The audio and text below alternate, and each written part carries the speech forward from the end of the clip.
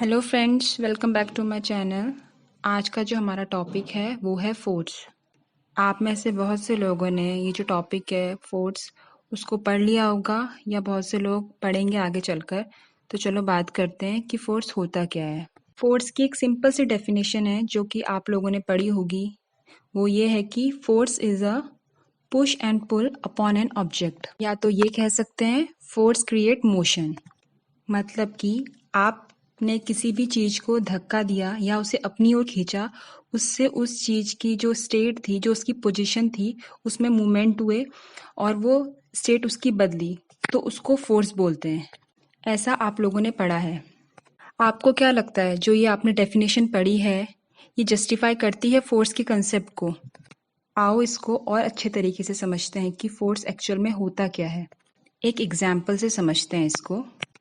एक बॉल रखी है ग्राउंड पे और उसकी पोजीशन स्टेशनरी है, मींस स्टैटिक है। वो एक जगह से नहीं हिल रही है, वो उसी जगह पर है। अब आप ये बताइए कि उसमें कोई फोर्स लग रहा है या नहीं। अगर आप बोलेंगे कि इस पे कोई फोर्स नहीं लग रहा है तो मैं बोलूँगी कि आप बिल्कुल गलत हैं। इसमें दो फोर्सेस लग रहे हैं। जो पहला फोर्स है वो ग्रेविटेशनल फोर्स है, जो बॉल को अर्थ के सेंटर की ओर खींचता है। आपने देखा होगा कि ऊपर से अगर कोई भी चीज गिरती है वो तो डायरेक्ट वो अर्थ के सेंटर पे गिरती है, यानी नीचे गिरती है। तो वो ग्रेविटेशनल फोर्स की वजह से ही होता है। तो अब आपको पता चल गया कि जो हमारा एक फोर्स है वो हमारा नीचे की तरफ लग रहा है, यानी ग्रेविटेशनल फोर्स, जो कि बॉल को नीचे की साइड खींचता है। और एक दूसरा फोर्स है, उसे हम कहते हैं नॉर्मल फोर्स, जो कि ग्रेविटेशनल फोर्स के अपोजिट में लगता है, मीन्स वो ऊपर की तरफ लगता है। और ये फोर्स ग्राउंड के द्वारा प्रोवाइड किया जाता है। हमारे दो फोर्सेस कौन कौन से लग रहे हैं? एक ग्रेविटेशनल फोर्स जो कि नीचे की ओर लग रहा है, एक नॉर्मल फोर्स जो कि ऊपर की ओर लग रहा है। अब आप बोलेंगे कि जो फोर्स है, फोर्स तो मोशन क्रिएट करता है, मींस फोर्स की वजह से तो जो चीजें होती हैं वो चलती है, अपनी पोजीशन चेंज करती है। लेकिन इसमें दो दो फोर्स लग रहे हैं, फिर भी इसकी पोजीशन चेंज क्यों नहीं हो रही? फिर भी ये बॉल स्टैटिक क्यों है, एक स्टेशनरी पोजीशन में क्यों है? अब यहाँ पर जो कंसेप्ट आता है वो होता है नेट फोर्स का। और इस ऑब्जेक्ट के मोशन ना होने का कारण ये है क्योंकि इसका नेट फोर्स 0 है।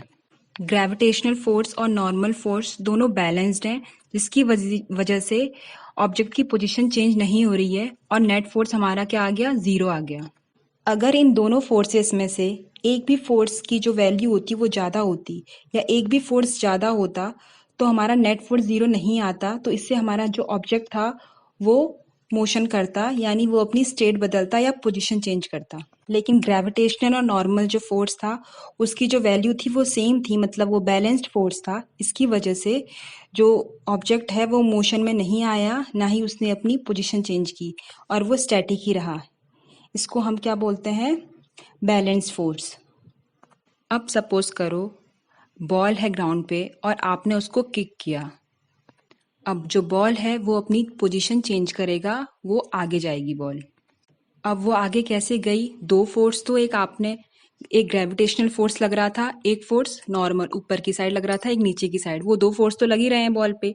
एक तीसरा फोर्स, आपने जो बॉल को किक किया वो एक एक्सटर्नल फोर्स, एक और फोर्स लगा जो आपने किक किया, इसीलिए बॉल मूव हुई। लेकिन फिर आप देखेंगे कि वो बॉल कुछ आगे जाकर रुक जाएगी। अब सोचो वो बॉल क्यों रुकी होगी? क्या अपोजिट डायरेक्शन से भी कोई फोर्स आ रहा था जिसकी वजह से वो बॉल रुकी?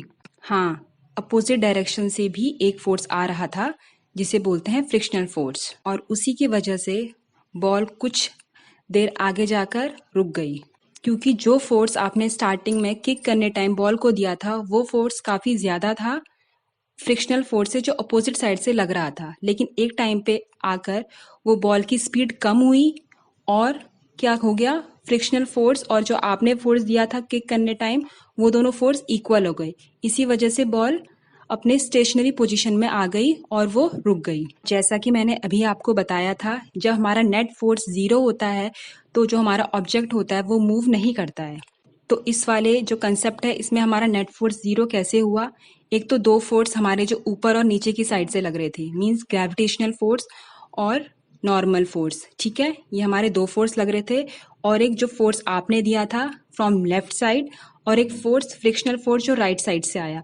तो ये चारों के चारों फोर्सेस बैलेंस थे, मीन्स लेफ्ट राइट वाला भी बैलेंस हो गया और अप डाउन वाला भी बैलेंस हो गया। तो इसी वजह से हमारी बॉल कुछ देर आगे जाकर रुक गई और इसका रीज़न यही था कि जो हमारा नेट फोर्स था वो ज़ीरो हो गया था। और ये मैंने आपको पहले ही बता दिया है कि किसी भी ऑब्जेक्ट के मोशन के लिए उसका नेट फोर्स का ज़ीरो नहीं होना चाहिए। नेट फोर्स की जब कोई वैल्यू होगी इस तभी कोई ऑब्जेक्ट मोशन करेगा। तो आपने जो डेफिनेशन पढ़ी थी, force is a push and pull upon an object, तो वो कई हद तक सही है, लेकिन सिर्फ पुश एंड पुल ही फोर्स नहीं कहलाता है। जब ऑब्जेक्ट स्टैटिक पोजीशन में होता है या स्टेशनरी पोजीशन में होता है तब भी उस पर फोर्स अप्लाइड होता है। आई होप आपका फोर्स का कंसेप्ट क्लियर हुआ होगा और आपको पता चला होगा कि चीज़ें स्टैटिक क्यों रहती है और वो मोशन कब करती है। अगर आपको वीडियो अच्छा लगा हो तो प्लीज़ लाइक एंड सब्सक्राइब करना मत भूलिएगा। Thank you.